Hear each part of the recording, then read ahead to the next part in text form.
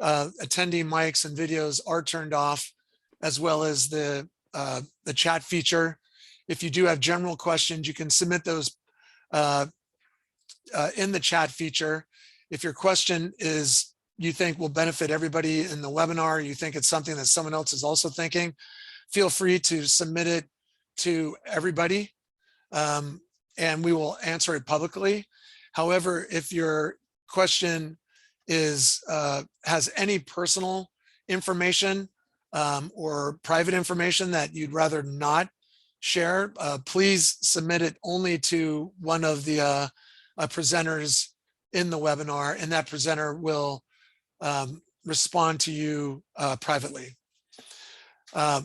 You can also always email an academic advisor at academic_advising@ltsc.ucsb.edu.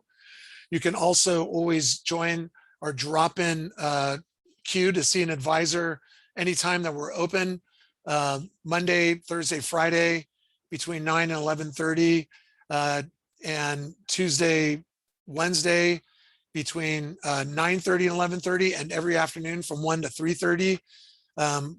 If you go to our website, www.duals.ucsb.edu/advising, and follow the instructions to get into the QList drop-in wait list, you can see an advisor anytime that we're open. And then lastly, you can always email me directly. My name is Joe O'Brien. I'm going to introduce myself in a second, but my email address is unforgettable. It is gauchojoe, GAUCHOJOE @ucsb.edu. Also, one last reminder again, we are videotaping this presentation so that we can post it to our website for you and other students to reference in the future.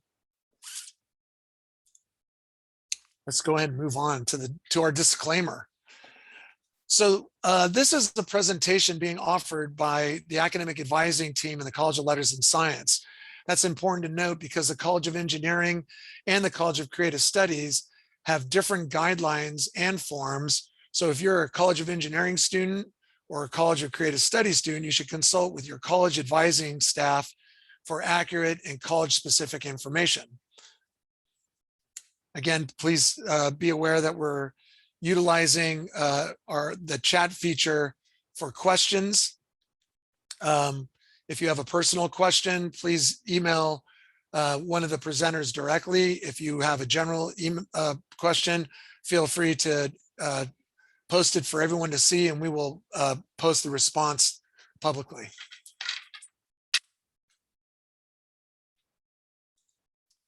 So good afternoon. I'm Joe O'Brien. I'm a gaucho. I am also one of the two directors of advising in the College of Letters and Science. I have the easiest email, as I've noted before. I'm gauchojoe@ucsb.edu. And at some point, this is a large group, but I sincerely hope to have a chance to meet all of you. Today's presentation, we're going to discuss the following: why, when, and when not to choose pass, no pass. We're going to try to break down the myths about dropping courses after the drop deadline and address some other petitions. We're also going to break down the facts about repeating courses and give you some things to consider when making that decision. We're going to discuss why you need to have a good team on your side and how to incorporate advising into decision-making. We'll also go deep into GOLD and exploring the lesser known functions that can make your experience much better. And then the last thing, we're going to touch on dates and deadlines that you definitely want to stay on top of.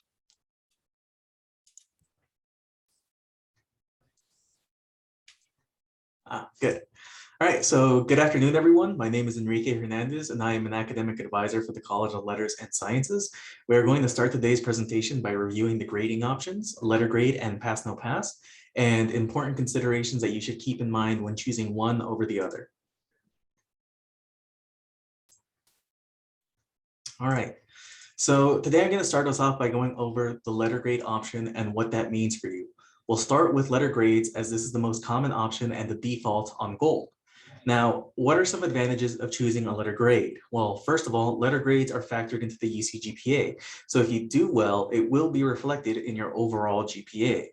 Secondly, in order to graduate, 2/3 of your UCSB units must be completed with passing letter grades, which we will discuss in more detail on our next slide. Lastly, earning a grade of D- or higher results in units earned and credit received. Now, on a slightly different note, here are some things you should consider. Letter grades are factored into your UC GPA, which means if you don't do as well as you had hoped to, it will be reflected in your GPA. Secondly, in order to satisfy major or minor requirements, some courses must be completed with a letter grade, unless the course is only offered as pass, no pass. Also keep in mind that the pluses and minuses you earn on your grades have different values when calculating your GPA, except for an A-, which is still calculated the same as an A. Lastly, please remember that only UC grades are calculated in your UC GPA. Okay, so this slide right here shows you the minimum letter grade needed in order to earn units and credit. You can see that above the red line, we have grades of D- and higher, which result in units and credit. And you'll also notice that when students earn an F in a course, units and credit are not awarded. So keep in mind that while a D- is considered a passing letter grade, there are some courses which require a minimum grade higher than D- to advance or to satisfy a requirement. For example, writing 1 requires at least a C to satisfy the entry-level writing. Another example would be a sequential course, like in general chemistry, where you need a C or higher to advance to the next slide.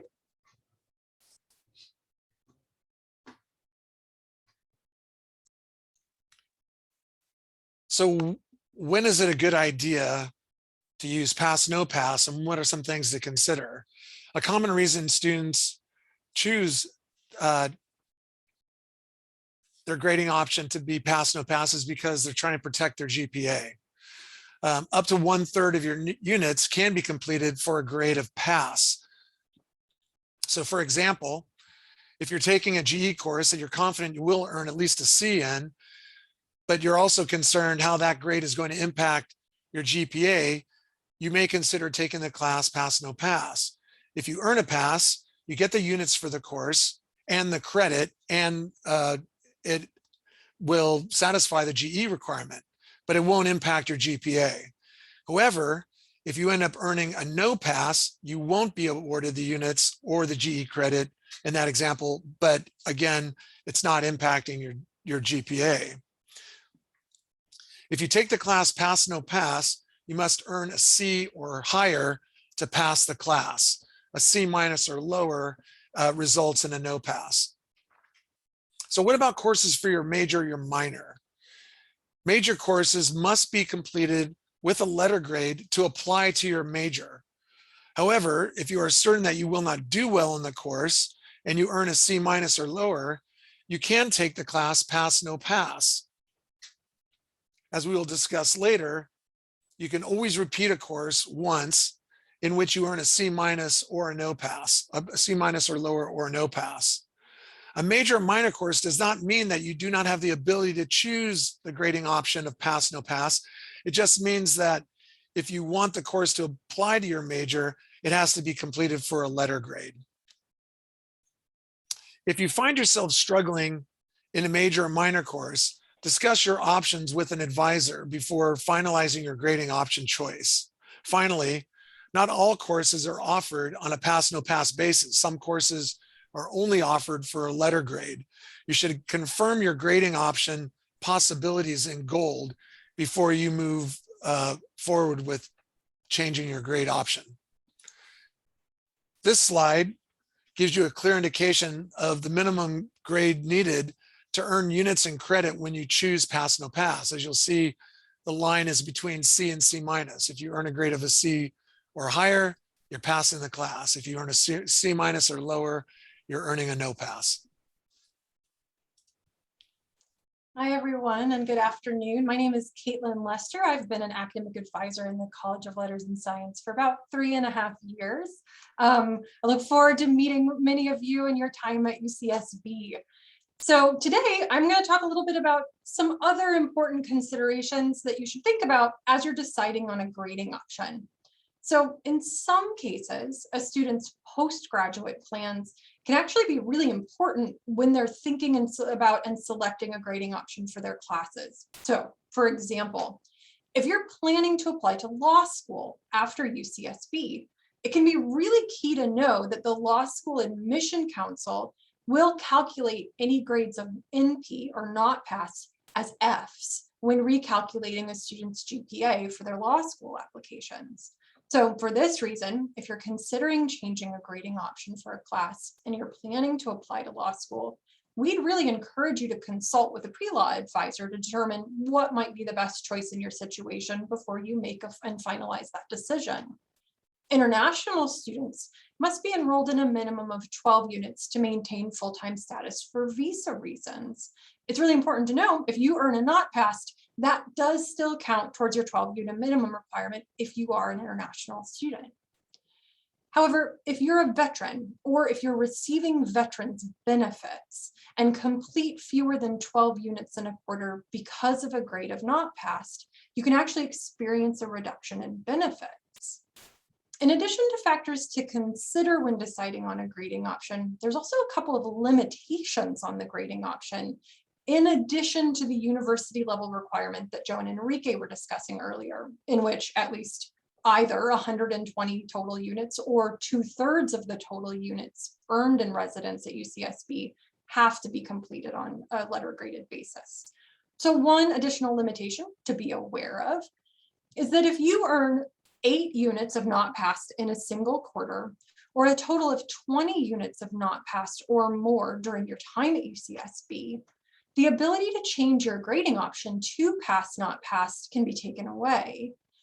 Now, if you're a continuing student who's joining us today and took courses at UCSB during winter 2021 or spring 2021 or summer 2021, the UC Senate actually waived this policy during those quarters, but it's important to know for this quarter and quarters going forward, that policy will in fact be back in place.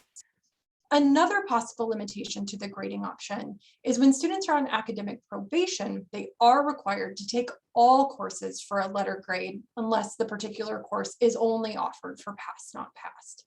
So as you can see, there's a number of factors that can really go into deciding which grading option may be best for your particular situation. And if you aren't certain about how a grading option would impact your long-term goals or your status or funding, we really strongly recommend that you speak with an academic advisor before finalizing your choice for a class. So we've talked about why and when you might select one grading option or another, but now I actually want to speak a little bit about how you change the grading option for a class. So on the screen here, you'll see an example of the My Schedule tab from your Gold screen. So when you're observing your My Schedule tab, you can always see what the current grading option is, or the current grading option that's been selected for a class by looking where the red arrow is pointing on our example here. So right beneath the title for the class and the 5-digit enrollment code, you'll see grading. If next to that grading, as in my example here, there's an L, that would include that right now I've selected to take Econ 1 for a letter grade. If you saw a P there instead of an L, that would indicate currently I'd selected to take that class for pass not passed. So if you are looking at that selection and it's not the one you want anymore, what you're going to want to do is select modify. You'll see that marked by my green button here on the example. So once you click that, it's going to prompt you to a next screen. So now I'd like us to take a look at what that next screen is going to look like. So if you hit modify, you're going to get this screen, the modify enrollment options screen. So the very first thing you're going to want to do for a particular class is check to see whether in fact it has optional grading. So on my example here, next to Econ 1, you'll see where there is that red square, it's going to indicate what the grading options for a class are. So if it says optional, that means the class can be taken for a letter grade or pass not passed. If instead you saw it marked as letter, that means that class can strictly be taken for a letter grade. Or if you see that it's marked pass not passed, that means it can strictly be taken pass not passed. So in either of those latter two cases, you wouldn't be able to make modifications. If you do see, in fact, that it's marked as optional, then you can make some choices. So if you see that fact and see that it's marked as grading optional, and you do want to change that grading option, what you're going to do is select that drop-down box next to grading option. So here you're going to see that marked by a green arrow, and select the option that you do want for the class. After you've selected the option that you want, you're going to hit modify, here marked in that yellow square, to decide and to finalize your new choice. Now what's going to happen is Gold is going to reroute you back to that My Schedules tab, and you'll be able to see the classes for this quarter. You can look exactly where we looked at on that last slide, where that red arrow is pointing for grading right under the course title, to check, in fact, if your update has been reflected and has been recorded on Gold. So it's a good way to check your work after the fact. So please mark your calendars. The deadline to change your grading option for fall 2021 is Friday, December 3rd. You can confirm all deadlines in Gold under the registration tab. This date is also very important for a second reason. December 3rd is also the deadline to have a soft or late drop request approved for personal or academic reasons. If you're in the College of Letters and Science, actually, you may recall that the drop deadline on Gold was Wednesday, October 20th. However, students in the College of Letters and Science may request an exception to that deadline and drop a course if they meet the following criteria. Submit their request no later than the December 3rd grading option deadline. If it's a course that they have never enrolled in before or have never withdrawn from before, and if the student is not enrolled in an excess course load beyond 21 units. Students in the College of Letters and Science are allowed 3 of what we call soft drops without an extenuating circumstance. If such a drop is approved, the student will receive a W on their transcript, which means they dropped the course after the deadline. It does not mean that they were doing poorly in the class. It simply means that they withdrew from the course. Please note that international students, student athletes, veterans, and students who live in the residence halls should not drop below 12 units without consulting with an academic advisor probably prior to doing so. If you have used your 3 soft drops or late drops without, for academic purposes, it does not mean that you cannot request a further drop from a class later on. If you have an issue that arises during the term that is impacting your ability to engage in your coursework, consult with an academic advisor to discuss your options. If you can document a challenge outside of your control and explain the selective nature of your request, further late drops can be considered. Okay, so what can you do if you didn't do well in the course and also didn't drop it? Let's take a look at repeats. So it's important to remember that only grades of C- or below, or courses that were taken as no pass, may be repeated. Units are awarded only once, so that means that if in your first attempt you earn a D and you repeat the course, you will not earn additional units in the most recent attempt, since, as we discussed earlier, a D- or higher results in units. A course can only be repeated one time. If you have questions about repeating a class for a second time, please speak with an advisor. Okay, so students at UCSB have 16 units of letter graded repeat. What this means is that if you took a class for the first time and earned a letter grade of C- or below, and then repeat the class for a letter grade, that class would count towards your 16 unit of letter graded repeat. However, if you repeat a class where you received a no pass in your first attempt and retake it for a letter grade, this would not count towards the 16 units of letter graded repeat.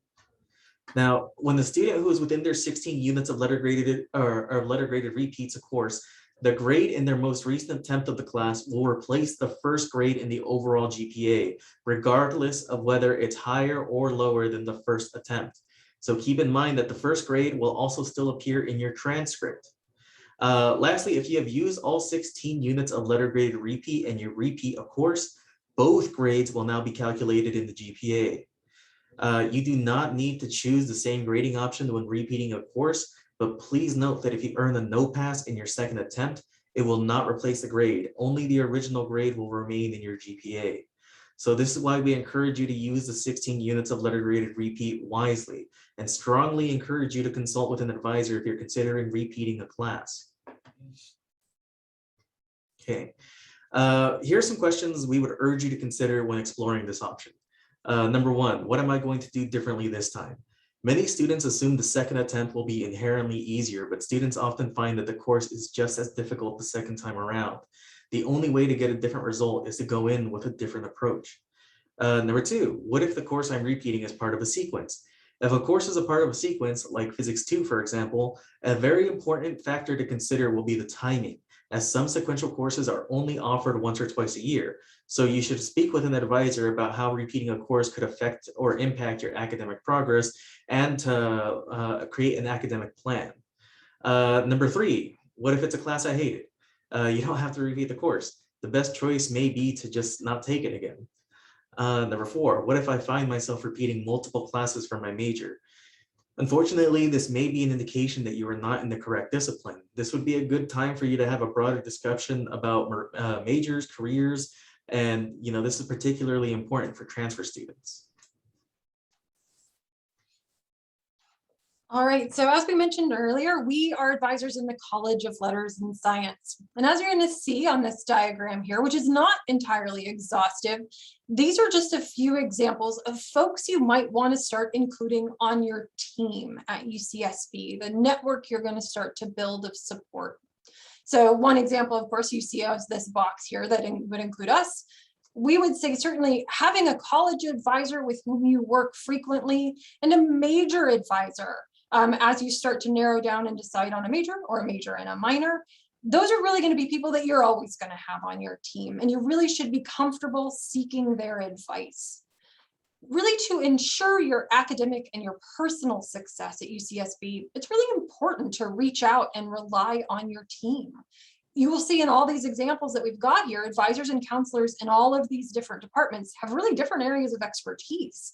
And that's why often you'll need to gather information from various team members to make the best decisions possible. So in addition to college and major, you'll see some other departments and resources here on campus. The one that might seem a little bit unclear is specialty advising.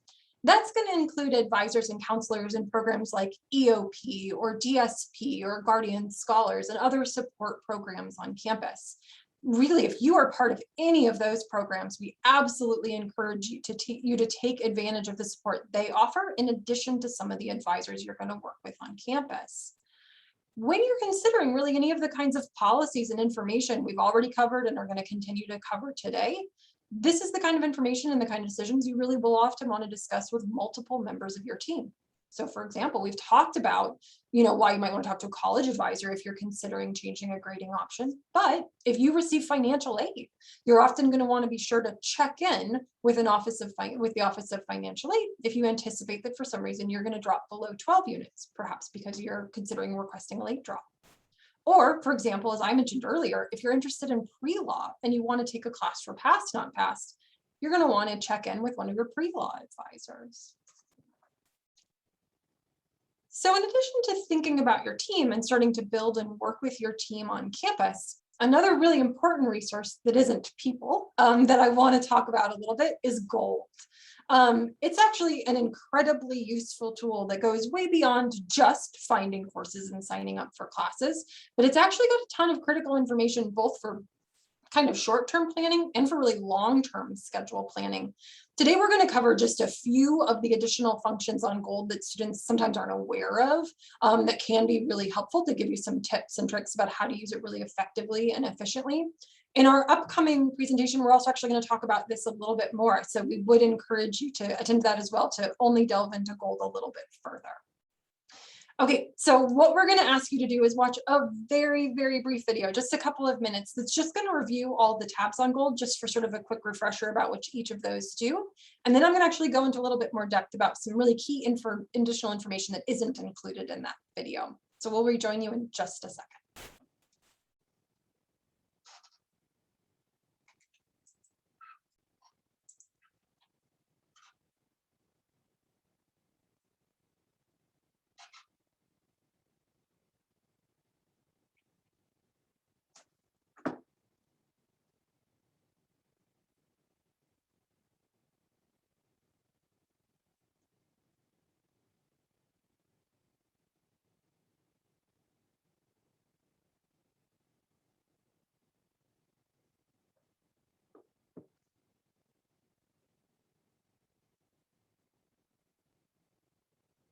starting with the major and GE progress check selection.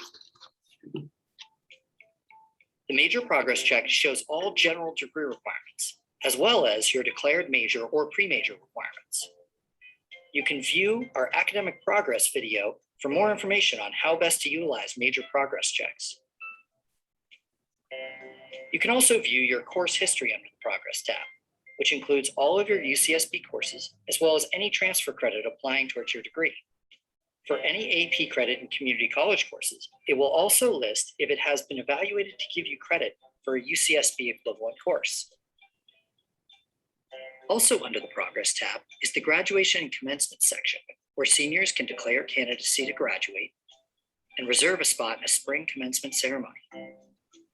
Gold is also used to review the schedule of classes for each quarter and to register for courses during your pastimes.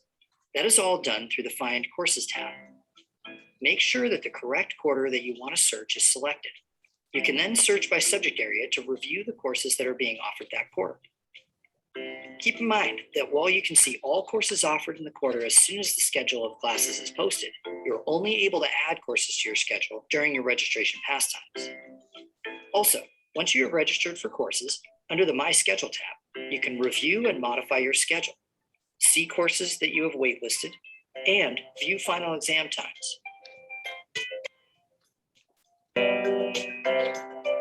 Check out our Building a Course Schedule video for hints on how to make use of the Advanced Search feature on the Find Courses tab and how to strategize making the best schedule possible.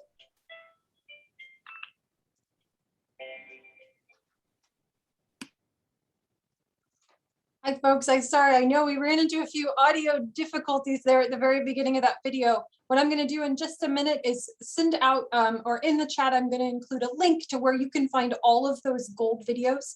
There, in addition to the one we just showed, there's a couple other ones also about things like running a major progress check, schedule, how to use the Find Courses tab really effectively. They're all under Gold 101 on our academic advising page. I'm going to include that link in the chat in just a minute too, so you can review any of those. And we apologize for the little bit of audio difficulty there at the very beginning. All right, so in addition to some of the things covered in that video, I just want to go into a little bit more depth about a few things on Gold. So one of them really has to do with that registration tab. It really is an incredible and really the quickest place if you've got questions about dates and deadlines for UCSB, really more general dates and deadlines as opposed for a specific class. The Gold tab is where you're going to want to go. Do know, like right now is a really good example, probably when you go onto Gold and you open your registration tab, you're going to see that it still defaults back to fall 2020. That is the thing it always does. It's always going to default to the current quarter.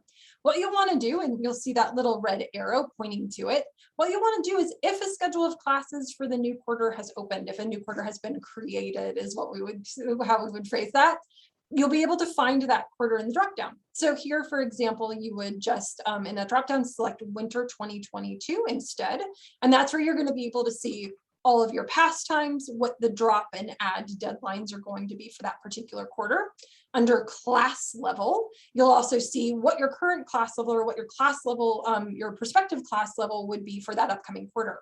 That can be really important. For example, if you're interested in signing up for a class that's upper level limited, which means it's a class where a student has to be have a numerical junior, have 90 units or more. So you can check things like class level as well as all that additional information and dates. So really the registration tab, do pay attention to it and do know it is going to default to the current one, but check to see if the next one is up. All right, so another thing I want to note while we're talking about dates and deadlines and while we're talking about the registration tab is that we do have some really important changes to our winter quarter pastimes and unit limits. So one thing to really pay attention to is for Pass 1, and you may have gotten an email about this about a week ago, that for our Pass 1, the unit limit for signing up for classes in Pass 1 is going to be 10 units as opposed to 13.5. And for Pass 2, it's going to be 15 units as opposed to 19 in previous quarters. So do be aware of those, and you're going to want to think about those and strategize as you're deciding which classes you're going to sign up for in Pass 1 and Pass 2. This change was really made to correspond to what's actually common practice on a number of other UC campuses in terms of the structure of the first pastime. it gives all undergraduates a better chance to obtain at least 2 courses needed towards graduation every quarter. So on that registration tab, you'll actually be able to see these upcoming quarter dates and deadlines. So you should be able to see your registration pass times for all 3 pass times when you check your registration tab for winter quarter. If for any reason you don't see registration times or anything else there, that is a really good reason to speak with an academic advisor. What you'll also actually see as demonstrated by the dates here is that generally there is about a 2-week lapse of time between when the winter schedule or between when a schedule of classes is released for a quarter and when the pass times actually begin. That is really a perfect and great time to speak with an academic advisor. So once you've started to see what is going to be offered, that's a good time to talk with us and start thinking about schedule planning and how you're going to get ready for pass 2 and pass 3. Now, granted, it's not the only time to speak with an advisor, but it is a really good time if you want to kind of think about schedule planning. So if you've got questions going into pass 1 and pass 2 for this quarter, we would absolutely love to speak with you, and we hope that you'll come in for a drop-in advising appointment in this next week or so. All right, another important thing to think about, and another thing I always really like to talk about with regards to GOLD is the waitlist function. I would say it's actually one of the functions that I almost get the most questions about as an academic advisor.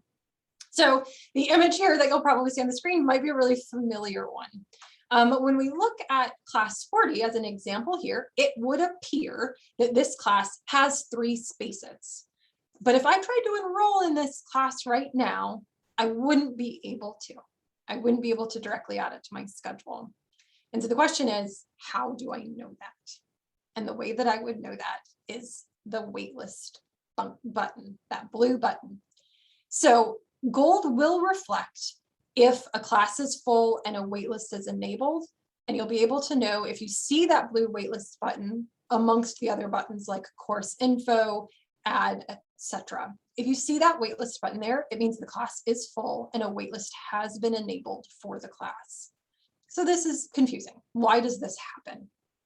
Well, what GOLD will reflect is if a student who was enrolled in the class has dropped it, and it'll show that currently as spaces in the class. But there's a delay between when a student drops and when students start to be added from the waitlist. So essentially what it's reflecting right now is that delay of time where students are being moved from the wait list. So why this is really important to know and why it's really important to watch for the waitlist button. Often when students are planning their schedules and making adjustments in pass 2 or in pass 3, they can see what appear to be apparently available spaces, like our example here, and attempt to add the class. And many times I've spoken with a student who's actually dropped another class to stay below a unit cap, and then understandably thinking they could add this one, and then run into an issue where they've dropped one class, but they're unable to add this other class. It does in fact have a wait list. And that particularly can be a problem if dropping the first class dropped a student below being full-time, dropped them below 12 units so that they couldn't waitlist something else, since students do need to be in full-time status or 12 units to be able to waitlist other classes. So dropping the one class can put them in a kind of difficult situation. So again, when you're schedule planning and when you're looking at the classes you'd like to add, in addition to always checking, the course prerequisites and whether or not there's any restrictions for the class that would render you maybe ineligible to take it, you always want to look to see, does it have that waitlist button? And no, well, I might not be able to add it, but I'm going to plan accordingly and look to waitlist it. Another really important thing to think about is a shopping cart, which is actually a fairly new function for us with regards to GOLD. And it can be a really helpful one, but you want to be kind of really careful and cognizant of how you're using it. So after the schedule of classes is released, we absolutely encourage students to really use that shopping cart feature to organize classes in which they're interested in enrolling during their pastimes. And it can definitely streamline the process of enrolling when your pastime does open. But one thing to be very, very aware of is putting a class in your shopping cart does not automatically enroll you or add you to that class when your pastime begins. You will still need to log into GOLD and enroll in each class from the shopping cart, but it definitely can hurry up the process if you're being able to add them directly from the shopping cart rather than searching each class. Also, a really other important thing to know is as you're adding classes to your shopping cart, do be certain to review the course info tab for the class, to check the prerequisites for the class and the restrictions, to in fact make sure you've met any prerequisites, and to see if that class is actually going to be open to you during a particular pastime. So for example, if for winter quarter, you're interested in enrolling in political science 12, when you check the restrictions, you would see it's restricted to students who are pre-poli-sci as their major in Pass 1. So if you aren't in that pre-major, you wouldn't be able to enroll in that class during Pass 1 because you didn't meet the restrictions, but during Pass 2, if that class had space, you absolutely would be able to. So sometimes it might make sense to wait, put that class in your shopping cart before Pass 2 as you get ready for your to streamline the process for your next enrollment time. And finally, one thing to note about the shopping cart, it actually doesn't currently reflect, or it doesn't reflect if a class currently has an active wait list. So as you're getting ready for your pastimes, and really before you drop another class, what I'd recommend is going into the find courses function to check to see, and searching the class that way to check to see if the class does in fact have an active wait list. Okay, one more academic FYI, the saga continues. So we'll be hosting another presentation on Tuesday, November 16th, 2021 from 3:30 to 4:30, so same time. It's called Beyond the Basics, Decision Making for Your Future. It'll go over major and minor selection, how to read the major progress check and gold, getting involved in research, internships, other opportunities, and of course, the end of the quarter wrap up. So lastly, if you want to get in touch with an LNS advisor, you can use the QList app to get in our virtual line, or text LNS advising to 805-585-5821, or email academic_advising@ltsc.ucsb.edu, or you could schedule an appointment on duals.ucsb.edu/advising. Oh, and lastly, thank you. Email us with any additional topics you would like us to cover in upcoming presentations. You can share your suggestions in the chat or email us at academic_advising@ltsc.ucsb.edu. Please include academic FYI suggestion in the subject line. Follow us on social media at UCSB Advising. And we'll stick around for a few minutes to answer any questions. If we do not get to your questions, please email them to us or join our queue list or these other previously mentioned methods of contact. And otherwise, yeah, thank you.